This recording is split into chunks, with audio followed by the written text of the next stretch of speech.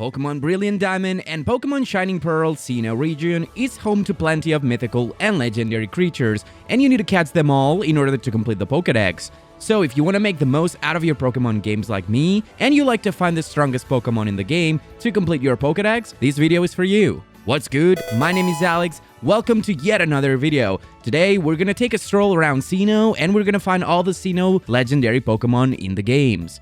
Let's go!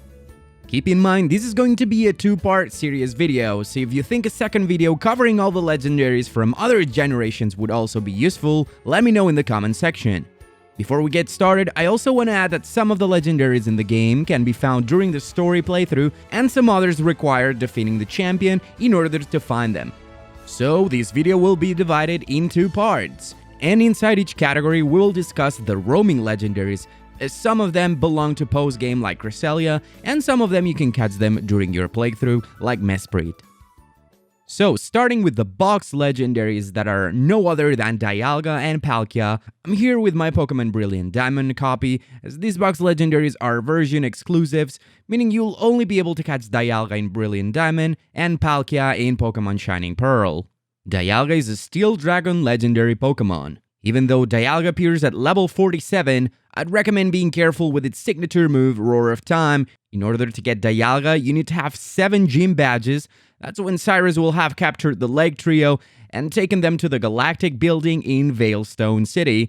Just head over to the Veilstone Building and battle the Galactic Grunts, defeat Cyrus, and after releasing the Lake Trio, you'll have to head to Mount Coronet, which is a bit of a maze. Bring loads of repels and healing items since the place is stuffed with many galactic grunts. Make your way to the top, and once in the Spear Pillar, you'll find the galactic commanders Jupiter and Mars, as well as Cyrus, who will summon either Dialga or Palkia, depending on the version that you're playing.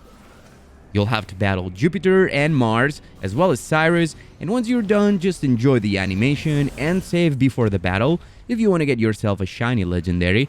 To get Palkia, it's pretty much the same. You also need to have 7 gym badges, do the whole lake thingy and defeat the commanders, clear the Veilstone Galactic headquarters, and finally head over to Mount Coronet, and then the Spear Pillar, so you don't have to beat the Elite Four for these legendaries. Palkia appears at level 47 as well, and it is a Water Dragon type Pokemon. This time around, you have to be careful with Special Ren, which is a Dragon type move, and it's Palkia's signature attack. I recommend bringing a bulky fairy-type monster such as Clefable or Blissey in order to avoid this move, and you'll take pretty much no damage. Again, make sure to save before walking too close to it as the battle starts right away if you want to try and find a shiny Palkia. After you're done catching your legendaries and before you leave the Spear Pillar, make sure to check out this little space right here in order to get your Adamant Orb for Dialga and your Lustrous Orb for Palkia, and give these items to the legendary you just caught in order to increase their attacks by 20%. If you only have one game, but you need to register the other exclusive legendary, visit Cynthia's grandmother in Celestic Town in order to have the Dex entry of the other legendary. If you knocked out your legendary, well, don't worry, just battle the Elite Four and talk to Don or Lucas in Sanjam Town, and the legendaries will reappear at the Spear Pillar to be caught again.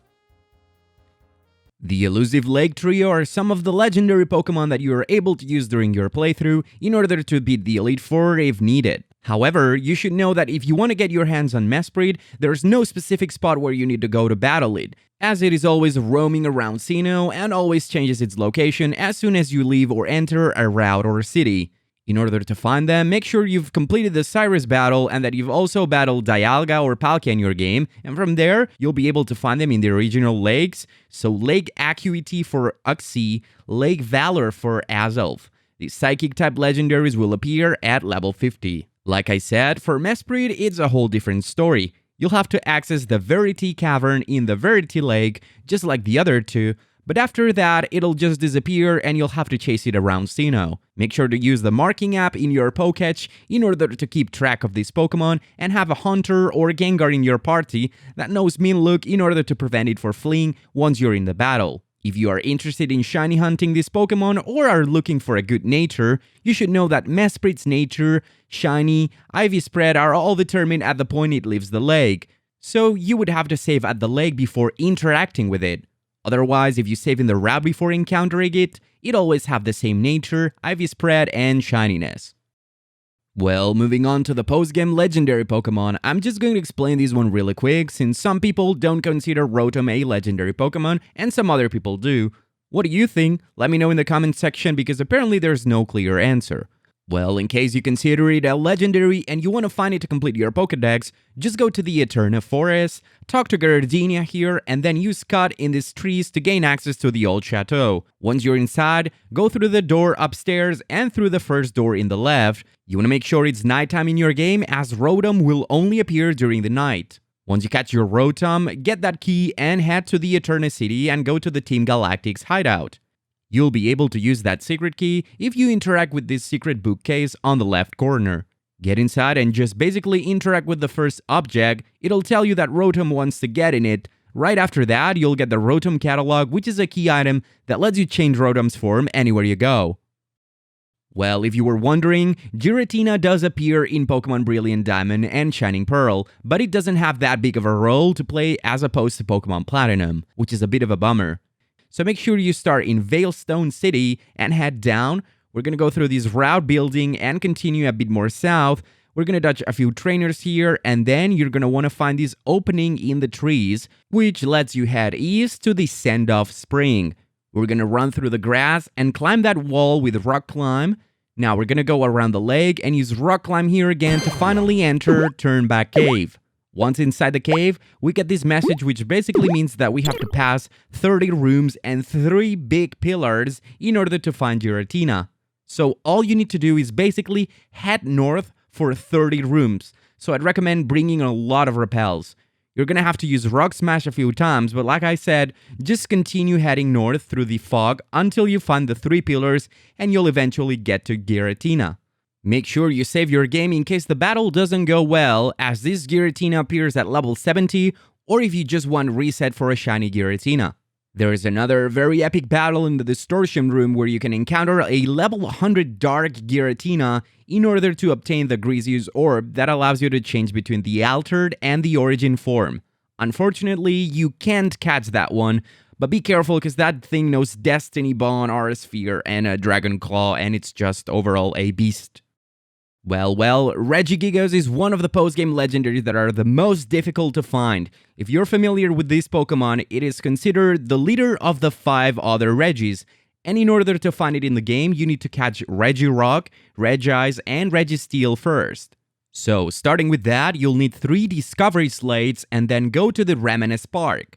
Once you get in, you'll see that there's a small cave in the entrance. Interact with the little altar in the center and you'll be able to use your slates to get teleported to 3 different areas where you'll be able to catch the 3 different Regis. Now that you have all the 3 Regis, you just have to head over to Snow Point City and walk north. Once you go past the gym, you'll now be able to enter the Snow Point Temple. Candies will come and will give you access to it as you didn't have access before. Keep going down and solving some of the ice puzzles you'll find along the way, and well, there it is. You'll find yourself against Regigigas, and just be careful, that thing is at level 70 and has a 160 base attack.